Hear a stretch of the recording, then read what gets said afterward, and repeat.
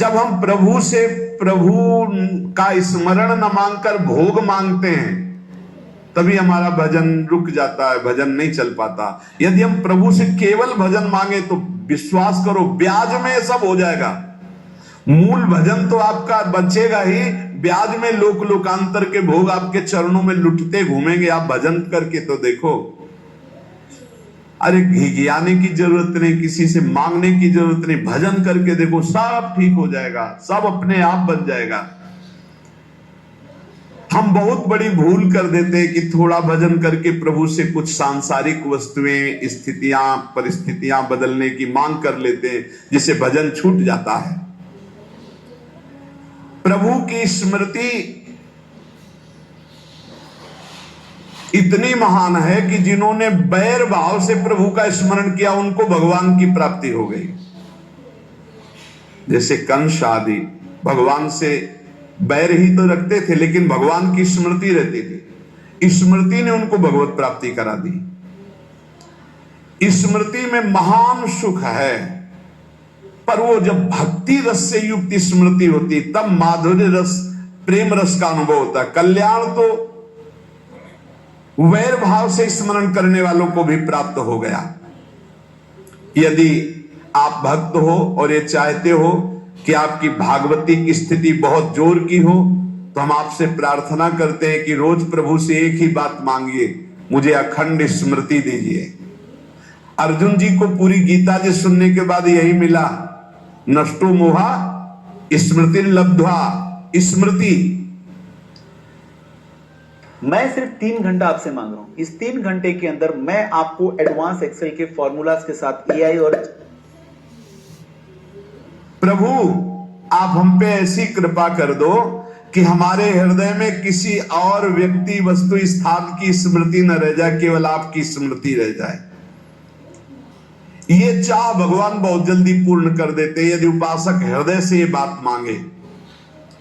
भगवान की कृपा से ही ऐसा हो सकता है कि अखंड स्मृति ये कर्म फल से नहीं मिलती है। प्रभु के प्रति निर्भर होकर जो दैन्यता पूर्वक प्रभु से मांगता है और हर समय अभ्यास करता रहता है भगवत स्मरण का, उसको ये स्मृति मिलती है। और स्मृति मिल गई तो इससे बड़ी कोई स्थिति नहीं, हर समय भगवान का स्मरण। प्रभु से मन प्रतिपल नया नया स्वाद लेकर के आसक्त होता रहता है, नवम नवम। प्रभु कभी बासी नहीं होते। जैसे किसी व्यक्ति को देखो तो देखते देखते मन हट जाएगा कि देख लिया, बहुत सुंदर है, ठीक है, लेकिन वो एक दिन मन हट जाएगा। और प्रभु की सुंदरता नवम नवम है, प्रभु के नाम का स्वाद नवम नवम है, प्रभु की लीला का स्वाद नवम नवम है, प्रभु के धाम की शोभा नवम नवम है।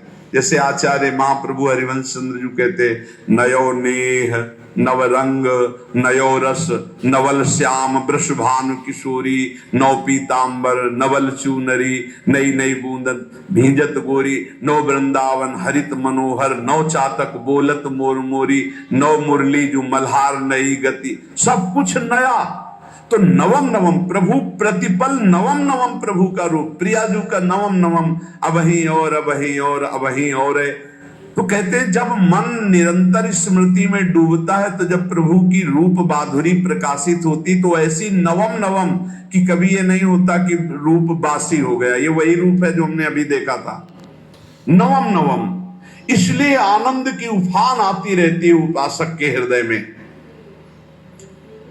ऐसी प्रियता, ऐसा आनंद बिना भजन के नहीं अनुभव में आएगा।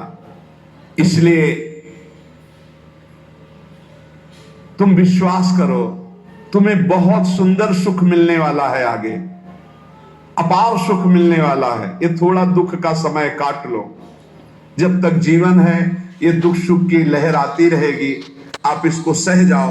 आगे बहुत आनंद है, विश्वास मान लीजिए, बहुत आनंद है।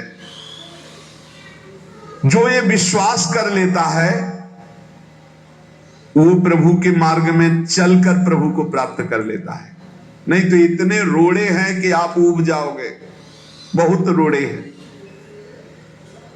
जो प्रभु के मार्ग में चलता है तो माया के बहुत से पार्षद अपना प्रभुत्व दिखाने उनके पास आते हैं, महिमा अपनी दिखाने, पर वो किसी वस्तु, स्थिति, अवस्था, प्राणी, पदार्थ का प्रभाव स्वीकार ही नहीं करता, क्योंकि भगवत स्मृति परायण है, भगवान की कृपा पर विश्वास है, इसलिए उसको कोई फंसा नहीं पाता। वो नित्य निरंतर प्रभु से घुला मिला रहने के कारण उसकी मस्ती में कोई फर्क नहीं पड़ता। माया का प्रभुत्व रखने वाले उसे फंसाने की चेष्टा करते हैं, पर उस पर किसी का असर नहीं होता। वो कहीं लिप्त नहीं होता, वो कहीं दुखी सुखी नहीं होता, वो हर समय प्रसन्न रहता है। तुम देखो, हर समय प्रसन्न रहते हो? यदि नहीं तो तुम किसी व्यक्ति वस्तु का आश्रय लिए हुए, प्रभु का नहीं। अगर हां तो हर समय प्रभु का स्मरण चलना चाहिए, हर समय प्रभु के आश्रित हो, फिर देखना ये आनंद, ये प्रसन्नता क्या रूप रखती है।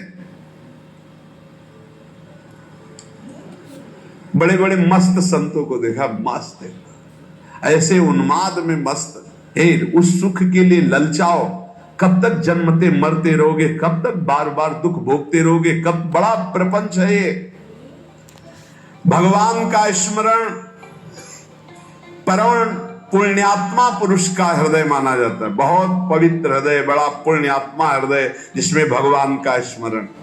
भगवान का विस्मरण पापात्मा पुरुष, भयानक विपत्ति, दुर्भाग्य आते हो। सुदृढ़ निश्चय करो, अब हम भगवान के स्मरण में अपना समय व्यतीत करेंगे।